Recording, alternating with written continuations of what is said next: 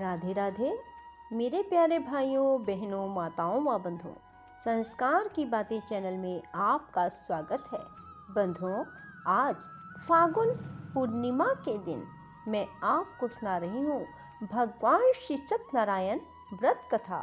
बंधुओं, जो मनुष्य भी पूर्णिमा के दिन व्रत करते हैं और सत्यनारायण भगवान की कथा सुनते हैं, भगवान श्री सत्यनारायण की कृपा से उनके सभी काम बनते चले जाते हैं।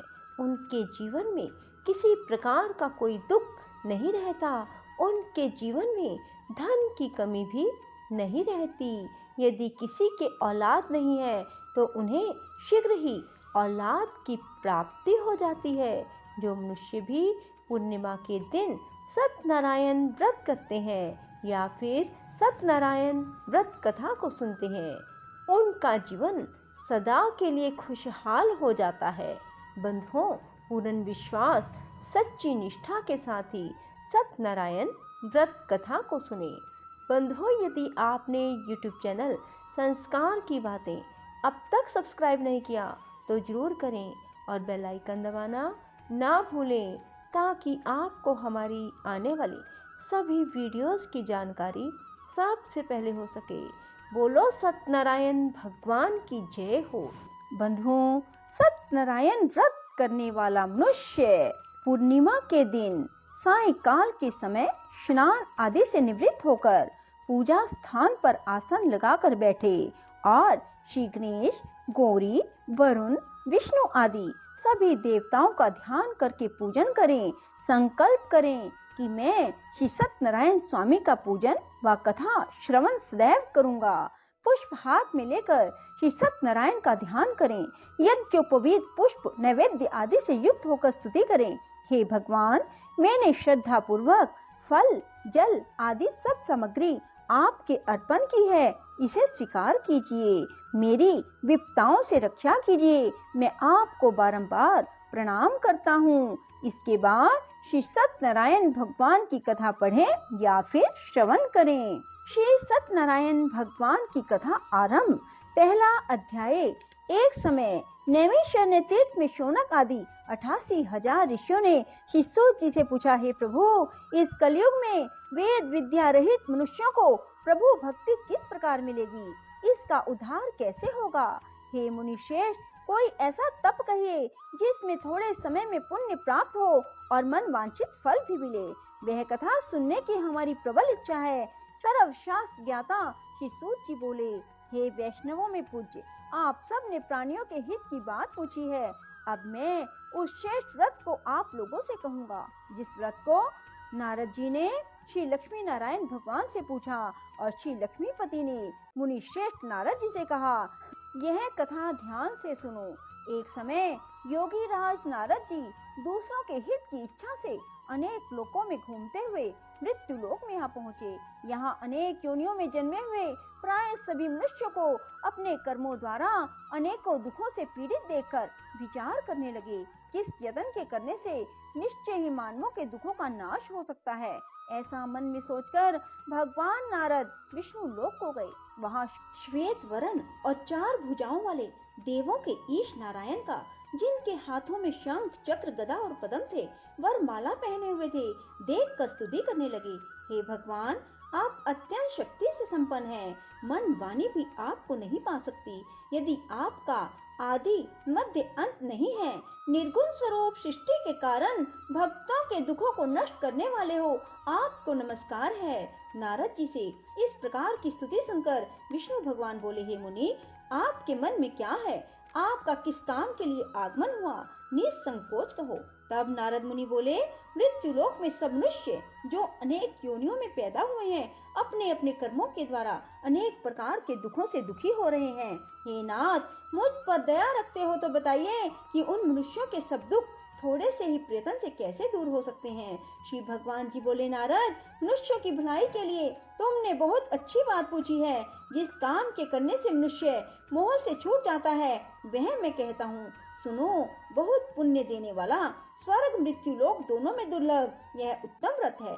आज मैं प्रेम वश होकर तुमसे कहता हूँ, श्री सत्यनारायण भगवान का यह व्रत अच्छी तरह विधान पूर्वक संपन्न करके मनुष्य तुरंत ही यहाँ सुख भोग कर मरने पर मोक्ष को प्राप्त होता है। श्री भगवान के वचन सुनकर नारद मुनि बोले, उस व्रत का फल क्या है, क्या विधान है, किसने यह व्रत किया है, किस दिन यह व्रत करना चाहिए? हे भगवान, मुझसे विस्तार से कहो। भगवान बोले, दुख शोक आदि को दूर करने वाला यह व्रत सब स्थानों पर विजय प्राप्त करने वाला है। भक्ति और श्रद्धा के साथ किसी भी दिन मनुष्य श्री सत्यनारायण की शाम के समय ब्राह्मणों और बंधुओं के साथ धर्म परायण होकर पूजा करे। भक्ति भाव से नैवेद्य केले का फल, घी, दूध और गेहूं का चूरन सवाया लेवे। गेहूं के अभाव में साठी का चूरन, शक्कर अथवा गुड़ ले भक्ति भाव से भगवान को अर्पण करे। बंधु बांधवों सहित ब्राह्मणों को भोजन कराए, पश्चात स्वयं भोजन करे। रात्रि में नृत्य गीत आदि का आयोजन कर श्री सत्यनारायण भगवान का स्मरण करता हुआ समय व्यतीत करे। इस तरह व्रत करने पर मनुष्य की इच्छा निश्चय पूरी होती है। विशेषकर कली काल में मृत्यु लोक पर यही मोक्ष का सरल उपाय है। इति श्री सत्यनारायण व्रत कथा का प्रथम अध्याय संपूर्णम। ओम हरे राम राम राम हरे हरे, हरे कृष्ण कृष्ण कृष्ण हरे हरे। दूसरा अध्याय। सूत जी बोले, हे ऋषियों, जिसने पहले समय में इस व्रत को किया है उसका इतिहास कहता हूँ, ध्यान से सुनो। सुंदर काशीपुरी नगरी में एक अत्यंत निर्धन ब्राह्मण रहता था। वह भूख और प्यास से बेचैन हो पृथ्वी पर घूमता था। ब्राह्मणों से प्रेम करने वाले श्री भगवान ने ब्राह्मण को दुखी देखकर बूढ़े ब्राह्मण का रूप धारण कर उसके पास जा आदर के साथ पूछा, हे विप्र, तुम नित्य ही दुखी होकर पृथ्वी पर क्यों घूमते हो? हे श्रेष्ठ ब्राह्मण, यह सब मुझसे कहो, मैं सुनना चाहता हूँ। ब्राह्मण बोला, मैं निर्धन ब्राह्मण हूँ, भिक्षा के लिए पृथ्वी पर फिरता हूँ। हे भगवान, यदि आप इससे छुटकारे का उपाय जानते हो तो कृपा कर कहो। वृद्ध ब्राह्मण बोला, श्री सत्यनारायण भगवान मनवांछित फल देने वाले हैं, इसलिए हे ब्राह्मण, तू उनका पूजन कर, जिसके करने से मनुष्य सब दुखों से मुक्त होता है। ब्राह्मण को व्रत का सारा विधान बतलाकर बूढ़े ब्राह्मण का रूप धारण करने वाले श्री सत्यनारायण भगवान अंतर्ध्यान हो गए। जिस व्रत को वृद्ध ब्राह्मण ने बतलाया है मैं उसको करूंगा। यह निश्चय करने पर उस वृद्ध ब्राह्मण को रात में नींद नहीं आई। वह सवेरे उठकर श्री सत्यनारायण भगवान के व्रत का निश्चय कर भिक्षा के लिए चल दिया। उस दिन उसको भिक्षा में बहुत धन मिला, जिससे बंधु बांधवों के साथ उसने श्री सत्यनारायण का व्रत किया। उसके करने से वह विप्र सब दुखों से छूटकर अनेक प्रकार की संपत्तियों से युक्त हुआ। उस समय से वह विप्र हर मास व्रत करने लगा। इस तरह सत्यनारायण भगवान के व्रत को जो मनुष्य भी करेगा वह सब पापों से छूटकर मोक्ष को प्राप्त होगा। आगे जो पृथ्वी पर सत्यनारायण भगवान का व्रत करेगा वह मनुष्य सब दुखों से छूट जाएगा। इस तरह नारद जी से नारायण का कहा हुआ यह व्रत मैंने तुमसे कहा। हे विप्रो, अब मैं और क्या कहूँ? ऋषि बोले, हे मुनीश्वर, संसार में इस विप्र से सुनकर किसने इस व्रत को किया हम सब सुनना चाहते हैं। इसके लिए हमारे मन में श्रद्धा है। सूत जी बोले, हे मुनियों, जिसने इस व्रत को किया वह सब सुनो। एक समय यह वृद्ध ब्राह्मण धन और ऐश्वर्य के अनुसार बंधु बांधवों के साथ व्रत करने को तैयार हुआ। उसी समय एक लकड़ी बेचने वाला बूढ़ा आदमी आया और बाहर लकड़ियों को रखकर विप्र के मकान में गया। प्यास से दुखी लकड़हारा उनको व्रत करते देखकर विप्र को नमस्कार कर कहने लगा, आप यह किसका पूजन कर रहे हैं? इस व्रत को करने से क्या फल मिलता है? कृपा करके मुझे भी बताओ।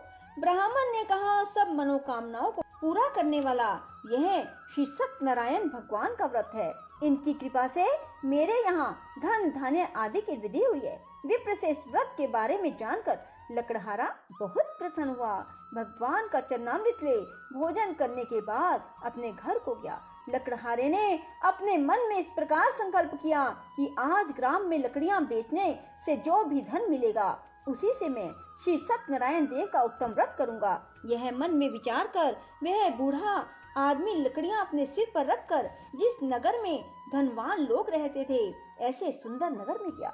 उस रोज वहां उसे उन लकड़ियों का दाम पहले दिनों से चौगुना मिला। तब वह बूढ़ा लकड़हारा दाम ले अति प्रसन्न होकर पके केले की फली, शक्कर, घी, दुग्ध, दही और गेहूं का चूरन इत्यादि श्री सत्यनारायण भगवान के व्रत की कुल सामग्रियों को लेकर अपने घर गया। फिर उसने अपने भाइयों को बुलाकर विधि के साथ भगवान जी का पूजन और व्रत किया। उस व्रत के प्रभाव से वह बूढ़ा लकड़हारा धन पुत्र आदि से युक्त हुआ और संसार के सुख भोग कर बैकुंठ को चला गया। इति श्री सत्यनारायण व्रत कथा का 2वां अध्याय संपूर्णम। ओम हरे राम राम राम हरे हरे, हरे कृष्ण कृष्ण कृष्ण हरे हरे। 3वां अध्याय। सूत जी बोले, हे श्रेष्ठ मुनियों, अब आगे की कथा कहता हूँ, सुनो। पहले समय में उल्का मुख नाम का एक बुद्धिमान राजा था। वह सत्य वक्ता और जितेंद्रिय था। प्रतिदिन देव स्थानों पर जाता, गरीबों को धन देकर उनके कष्ट दूर करता था। उसकी पत्नी कमल के समान मुख वाली सती साध्वी थी। भद्रशिला नदी के तट पर उन दोनों ने श्री सत्यनारायण भगवान का व्रत किया। उस समय वहाँ एक साधु वैश्य आया। उसके पास व्यापार के लिए बहुत सा धन था। वह नाव को किनारे पर ठहराकर राजा के पास आया। राजा को व्रत करते देखकर विनय के साथ पूछने लगा, हे राजन, भक्ति युक्त चित्त से यह आप क्या कर रहे हैं? मेरी सुनने की इच्छा है, तो आप मुझे बताइए। राजा बोला, हे साधु, अपने बांधवों के साथ पुत्र आदि की प्राप्ति के लिए एक महाशक्तिमान सत्यनारायण भगवान का व्रत व पूजन किया जा रहा है। राजा के वचन सुनकर साधु आदर से बोला, हे राजन, मुझसे इसका सब विधान कहो। मैं भी आपके कथन अनुसार इस व्रत को करूंगा। मेरे भी कोई संतान नहीं है, इससे निश्चय ही होगी। राजा से सब विधान सुन व्यापार से निवृत्त हो वह आनंद के साथ घर गया।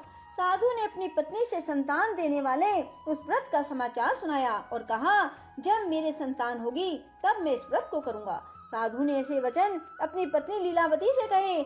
एक दिन उसकी पत्नी लीलावती पति के साथ आनंदित हो संसारिक धर्म में प्रवृत्त होकर श्री सत्यनारायण भगवान की कृपा से गर्भवती हो गई। 10वें महीने में उसके एक सुंदर कन्या का जन्म हुआ। दिनों दिन वह इस तरह बढ़ने लगी जैसे शुक्ल पक्ष का चंद्रमा बढ़ता है।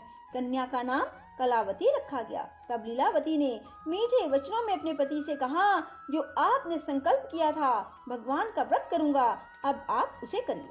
साधु बोला, प्रिय, कन्या के विवाह पर करूंगा। इस प्रकार अपनी पत्नी को आश्वासन दे वह नगर को गया। कलावती पितृगृह में वृद्धि को प्राप्त हो गई। साधु ने जब नगर में सखियों के साथ अपनी पुत्री को देखा तो तुरंत ही दूत को बुलाकर कहा, पुत्री के वास्ते कोई सुयोग्य वर देख कर लाओ। साधु की आज्ञा पाकर दूत कंचन नगर पहुंचा और वहां पर खोज कर देखभाल करके लड़की के लिए सुयोग्य वनित पुत्र को ले आया। उस सुयोग्य लड़के को देखकर साधु ने अपने बंधु बांधवों सहित प्रसन्नचित्त हो अपनी पुत्री का विवाह उसके साथ कर दिया। किंतु दुर्भाग्य से विवाह के समय भी उस व्रत को करना भूल गया। तब श्री भगवान क्रोधित हो गए और श्राप दिया कि तुम्हें दारुण दुख प्राप्त होगा। अपने कार्य में कुशल साधु बनिया जामाता सहित नावों को लेकर व्यापार करने के लिए समुद्र के समीप स्थित रतनसारपुर नगर में गया और वहां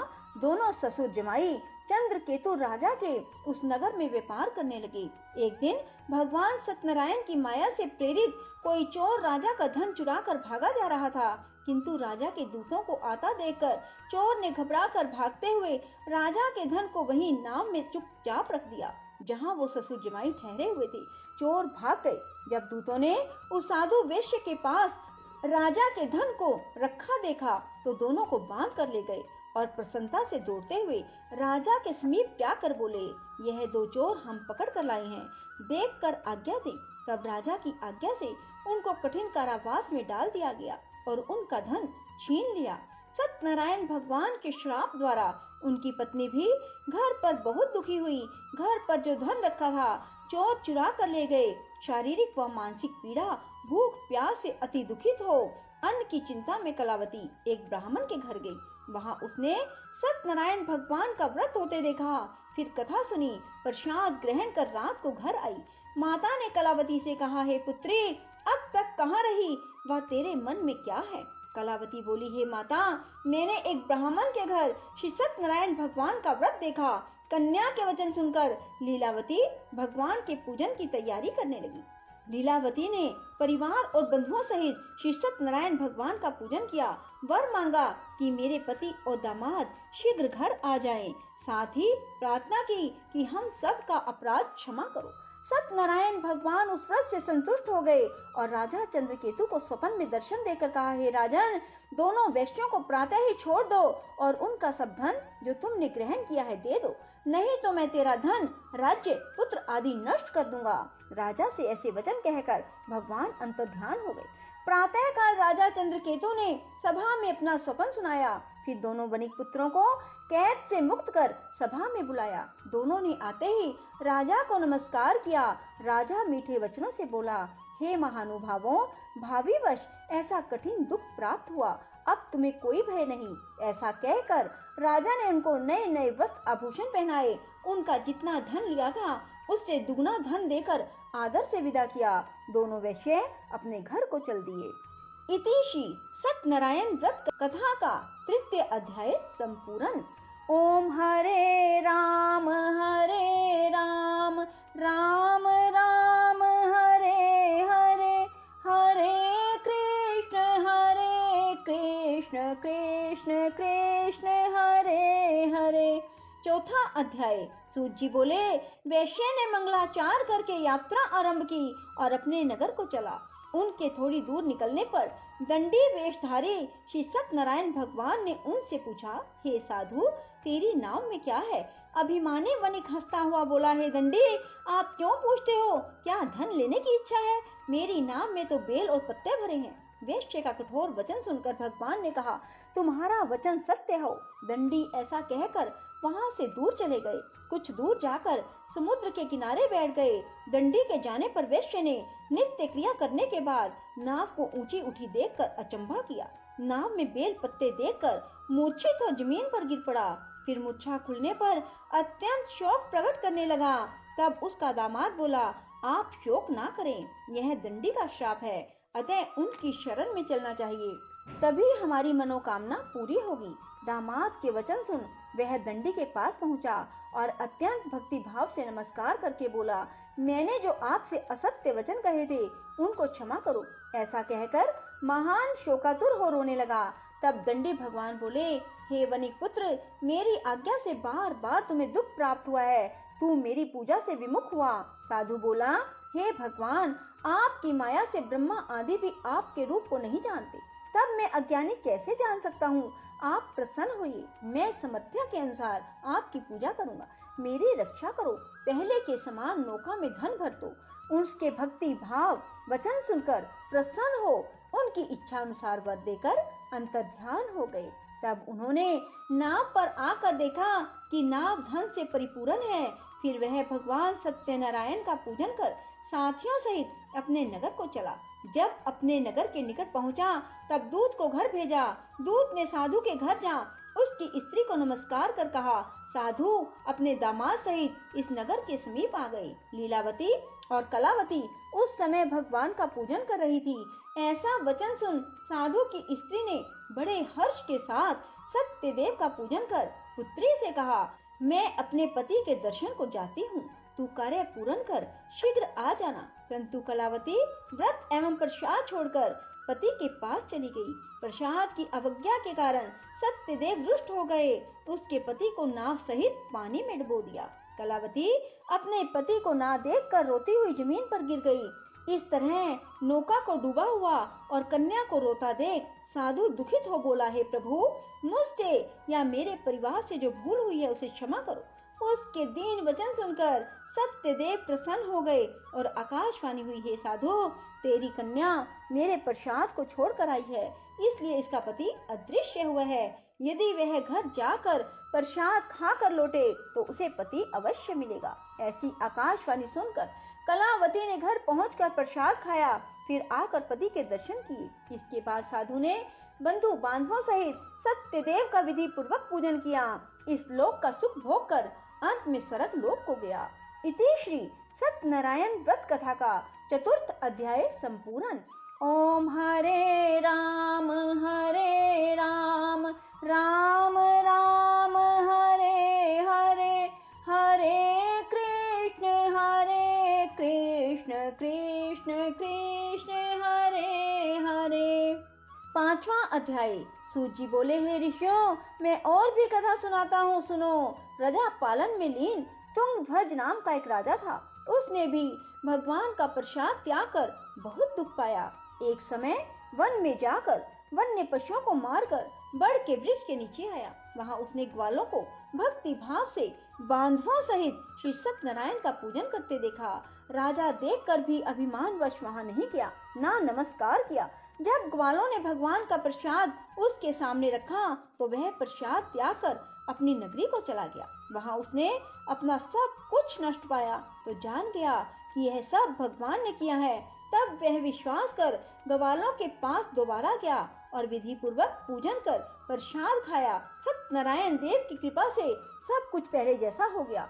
फिर दीर्घकाल तक सुख भोग कर मरने पर स्वर्ग लोक को गया। जो मनुष्य इस परम दुर्लभ व्रत को करेगा या कथा को सुनेगा, भगवान की कृपा से उसे धन धान्य की प्राप्ति होगी। निर्धन धनी बंधी बंधन से मुक्त होकर निर्भय हो जाता है। संतानहीनों को संतान की प्राप्ति होती है और सभी मनोरथ पूर्ण होकर अंत में वैकुंठ धाम को जाता है। जिन्होंने पहले इस व्रत को किया, अब उनके दूसरे जन्म की कथा सुनो। वृद्ध शतानंद ब्राह्मण ने सुदामा का जन्म लेकर मोक्ष पाया। उल्कामुख नाम का राजा दशरथ होकर वैकुंठ को प्राप्त हुआ। साधु नाम के वैश्य ने मोर ध्वज बनकर अपने पुत्र को आरे से चीरकर मोक्ष को प्राप्त किया। महाराज तुंगध्वज ने स्वयं भू होकर भगवान में भक्ति युक्त कर्म कर मोक्ष को प्राप्त किया। इति श्री सत्यनारायण व्रत कथा का पंचम अध्याय संपूर्णम। ओम हरे राम राम राम हरे हरे, हरे कृष्ण कृष्ण कृष्ण हरे हरे। ओम हरे राम राम राम हरे हरे, हरे कृष्ण कृष्ण कृष्ण हरे हरे। ओम हरे राम राम राम हरे हरे, हरे कृष्ण कृष्ण कृष्ण हरे हरे। ओम हरे राम राम राम हरे हरे, हरे कृष्ण कृष्ण कृष्ण हरे हरे। ओम हरे राम राम राम हरे हरे, हरे कृष्ण कृष्ण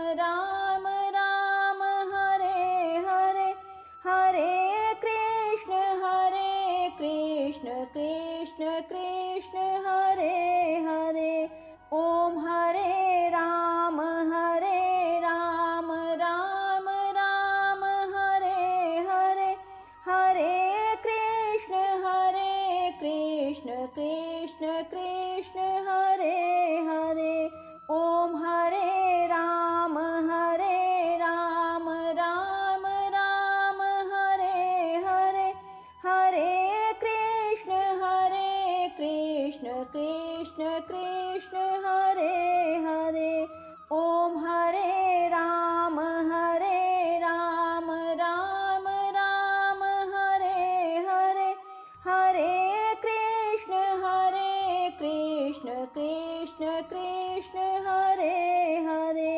ओम हरे राम राम राम हरे हरे। हरे कृष्ण कृष्ण कृष्ण हरे हरे। ओम हरे राम राम राम हरे हरे। हरे कृष्ण कृष्ण कृष्ण हरे हरे। ओम हरे राम राम राम हरे हरे। हरे कृष्ण कृष्ण कृष्ण हरे हरे। ओम हरे राम राम राम हरे हरे। हरे कृष्ण कृष्ण कृष्ण हरे हरे। राधे राधे। जय श्री कृष्ण। बंधुओं, यदि आपको हमारी वीडियो पसंद आए तो इसे लाइक करें और शेयर भी जरूर करें। धन्यवाद।